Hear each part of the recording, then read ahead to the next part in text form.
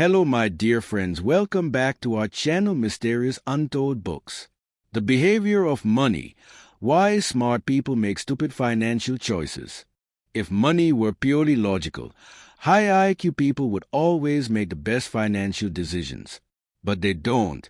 In reality, some of the smart-ass professionals, engineers, doctors, analysts, founders, make the most irrational money mistakes. Not because they lack intelligence, but because money doesn't respond to intelligence. It responds to emotion, bias, fear, impulsiveness, identity, and social pressure. Money brings out parts of the mind that logic cannot control. You may know what's right on paper, but in the moment, if money were purely logical, high IQ people would always make the best financial decisions. But they don't. In reality, some of the smart-ass professionals, engineers, doctors, analysts, founders, make the most irrational money mistakes. Not because they lack intelligence, but because money doesn't respond to intelligence. It responds to emotion, bias, fear, impulsiveness, identity, and social pressure. Money brings out parts of the mind that logic cannot control. You may know what's right on paper, but in the moment, in this book, we are not learning about money. We are learning about ourselves. Because the smart-ass financial move is impossible when your brain is being quietly influenced by shortcuts, habits, and emotional reactions you can't see. Once you understand the biases behind your financial behavior, clarity becomes automatic. You start making choices not from impulse, but from awareness. Your biggest financial risk is not the market, it's your mind. This book will teach you how to notice the behavior behind the behavior, the hidden psychological patterns that quietly shape every money decision you make. Chapter 1. The Logic Illusion. Why rational thinking fails with money. Most people assume financial mistakes come from lack of knowledge, but the truth is far more uncomfortable. You can know exactly what to do and still not do it.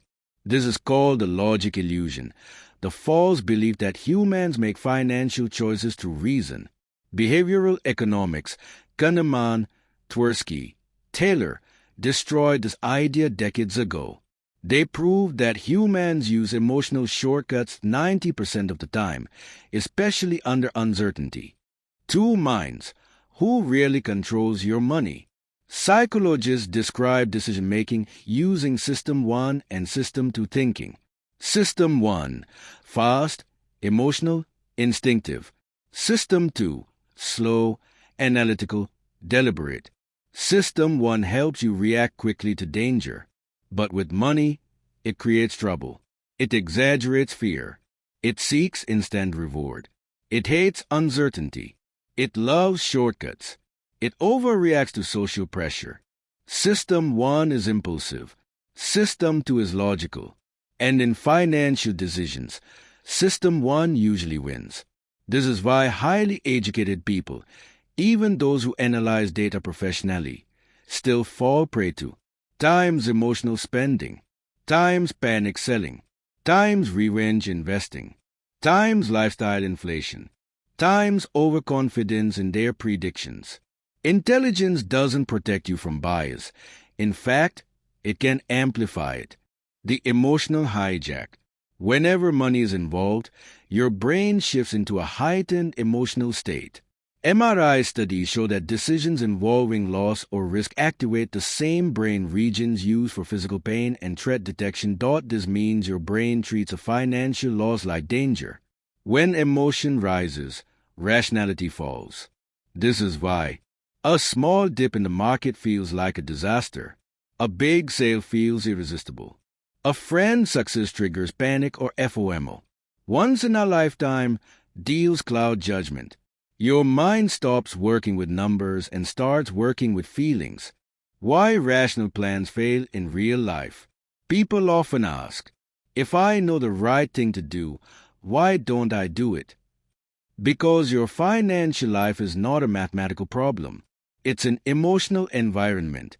Budgets break because emotions break. Savings fail because self-control fails. Investing collapses because confidence collapses. The issue isn't knowledge. It's behavioral interference. The truth you must accept: most financial mistakes don't come from lack of intelligence. They come from the inability to recognize, in real time, the emotional and cognitive traps that influence decisions.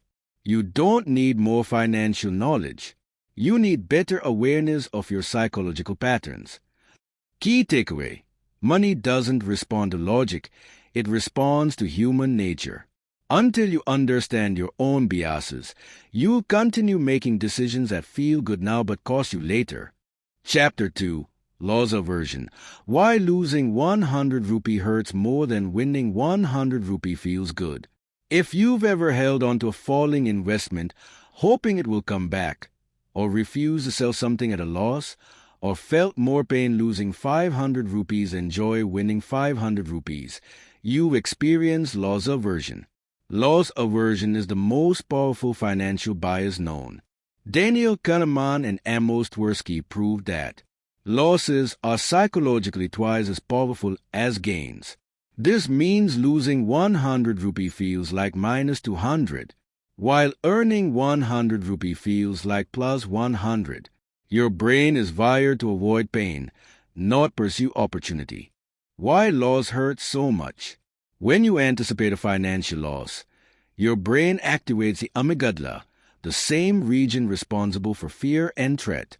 This triggers anxiety, impulsive decisions, extreme caution, panic selling, avoidance of rational action. This is why people refuse to exit a bad investment, hold cash during bull markets, avoid calculated risks, panic during small fluctuations. Financial pain activates the same neural circuits as physical pain. Your body reacts as if you've been hurt.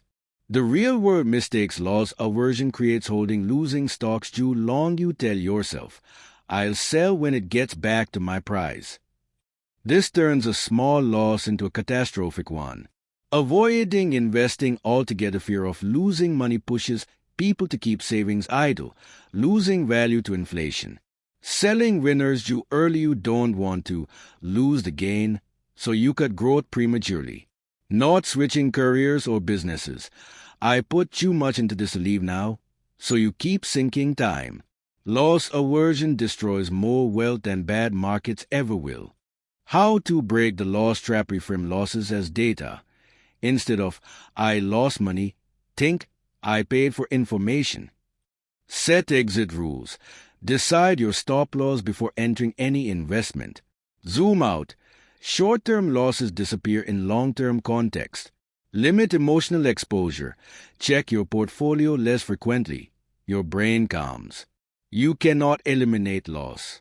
You can only eliminate the emotional overreaction to it.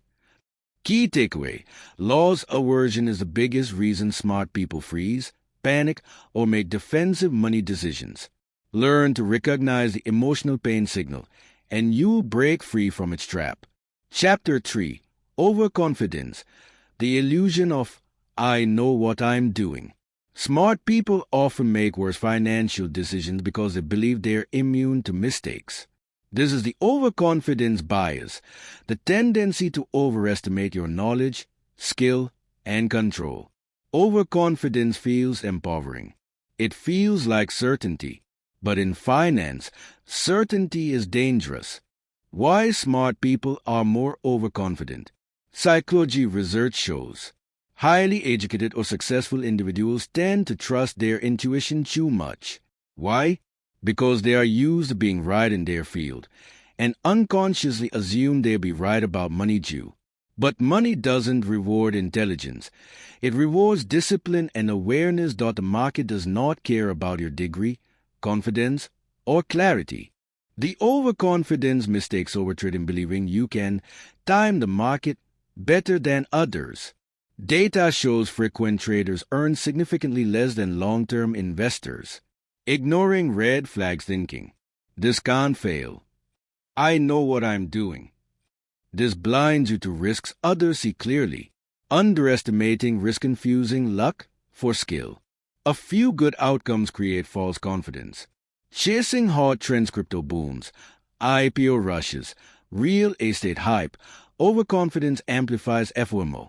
Overestimating future income, smart people assume they'll figure it out later, leading to undersaving and overspending. Why the brain likes being overconfident. Overconfidence activates the brain's reward center, releasing dopamine and giving you a sense of superiority. It feels good to believe you are above average, even when data says otherwise. This emotional high clouds judgment. How to neutralize overconfidence? Ask, what would convince me I'm wrong? Forces humility and logic. Use checklists. Pilots and surgeons do, because expertise doesn't protect against bias. Get external feedback. A second opinion lowers blind spots. Track results. Seeing actual outcomes punctures the illusion of infallibility. Limit prediction-based decisions. Focus on systems, not forecasts. The biggest financial risks are the ones you are confident to see. Key takeaway. Overconfidence gives you the illusion of control, and that illusion can be expensive. Humility isn't just a virtue in finance, it's a safety mechanism. Chapter 4. The Sunk Cost Trap. Throwing good money after bad. One of the most expensive psychological traps in personal finance is the sunk cost fallacy, the tendency to continue something only because you've already invested time, money, or effort into it. Instead of asking, is this still worth it? We ask, but how can I quit after investing so much?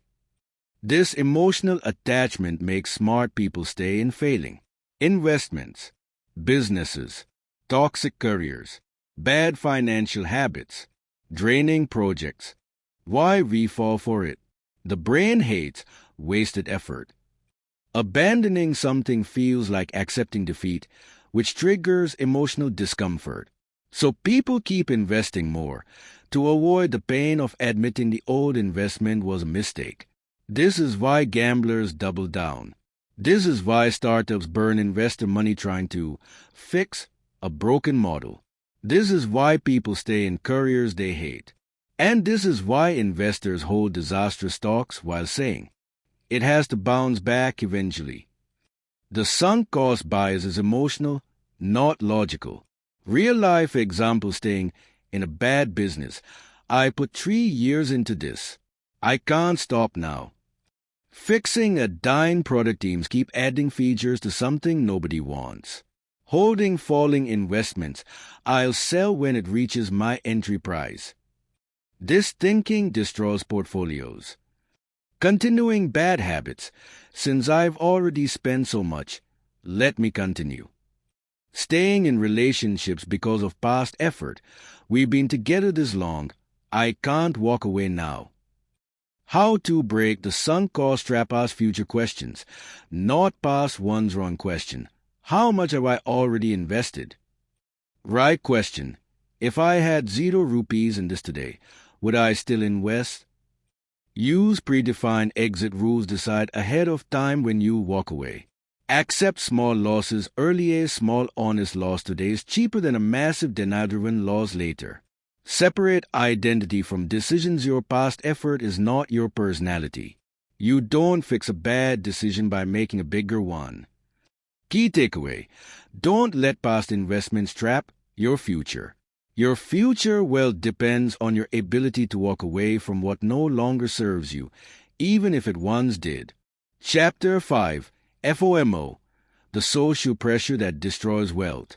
Humans don't make financial decisions in isolation. We compare, we copy, we imitate. And the psychological wiring turns into one of the deadliest money biases. FOMO, fear of missing out. FOMO convinces smart people to ignore logic and follow trends simply because others are doing it. Why FOMO is so powerful? The brain is wired for social survival. For thousands of years, staying with the tribe increased safety. Being left behind meant danger. This ancient instinct still lives in our modern financial behavior. When you see others buying crypto, investing in a new scheme, flipping houses, Starting businesses. Making quick money. Your brain instantly thinks, why try pointing back in the index? If I don't join now, I be left behind. This emotional urgency overrides analysis.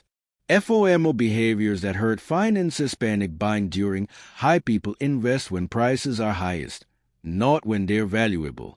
Copying friends and influencers, you follow financial moves without checking whether they match your goals or risk tolerance. Jumping into trending investment sims, IPOs, meme stocks, crypto waves. FOMO loves trends. Over-leveraging, borrowing money to invest because everyone else is getting rich. Exiting logical plans, you early leaving long-term strategies to chase quick wins. The hidden psychology behind FOMO: social comparison. Other success feels like your failure. Scarcity illusion. If I don't act now, the opportunity will disappear. Groupthink. You trust the crowd more than your own judgment. Instant gratification. Quick money feels emotionally rewarding, even if risky. How to break FOMO's slow-down reactions. If an investment requires instant decisions, it's probably a trap. Check your internal alignment. Ask, would I still want this if nobody else knew I bought it? Set a personal investment framework. Define your rules for risk, time horizon, asset types. When you have your own rules, trends lose power. Remember survivorship bias. You only see people who won, not the thousands who lost. Have a 24-hour rule: no financial move without waiting one full day. Biases dissolve with time. FOMO is the enemy of thoughtful wealth. It replaces strategy with speed. Key takeaway: FOMO makes smart people follow the crowd instead of their plan. Mastering your reaction to other people's money moves is one of the greatest financial skills you'll ever build. Chapter 6. Mental Accounting. Why your brain treats 1,000 rupees differently depending on where it comes from. Money is supposed to be neutral. 1,000 rupees is 1,000 rupees, logically. But your brain doesn't see it that way. Humans use mental accounting, a psychological habit of assigning different emotional values to the same amount of money based on where it comes from or how it feels. This leads to irrational spending, emotional budgeting, and inconsistent financial behavior. How the brain labels money. People mentally categorize money into different buckets. Salary money treated seriously. Bonus money spent freely. Gift money, guilt-free spending.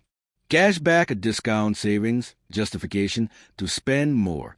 Investment returns treated as play money. Side income often wasted, not invested. Windfalls, lottery, crypto jumps, inheritance, emotional spending. Your brain doesn't evaluate money logically. It evaluates context. Real-life mistakes: mental accounting causes splurging bonuses or tax refunds because it feels like extra money, not real income. Free money, spending cash back, sales savings, store credit, all create false justification to buy more. Treating investment gains carelessly, people take bigger risks with profits than with principal, even though the money is the same. Ignoring small leakages: daily coffees, delivery fees, small OTT subscriptions.